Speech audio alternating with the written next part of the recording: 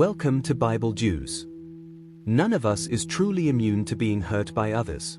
We are created as social beings, and wherever people interact, there is always the possibility of misunderstanding, disappointment, and pain. Sometimes the hurt is intentional. Other times, it comes without malice. But regardless of the source, hurt is still hurt. While hurt may be inevitable, what we do with that hurt and the one who caused it is a choice. There are two paths before us.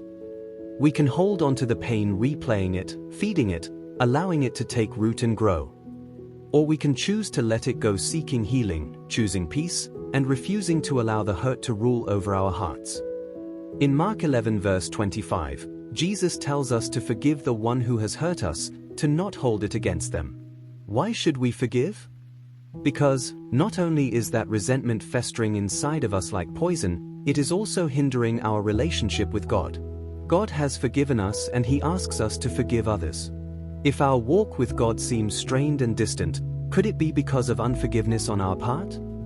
Jesus makes it clear, you must forgive if you want God's forgiveness. Is there someone you need to forgive? Do it now. Is there someone you need to ask forgiveness from? Go ask for forgiveness. Forgive and love others like Jesus. Thank you for watching this video. Like, share and subscribe to Bible Jews channel for more scripture-inspired devotions.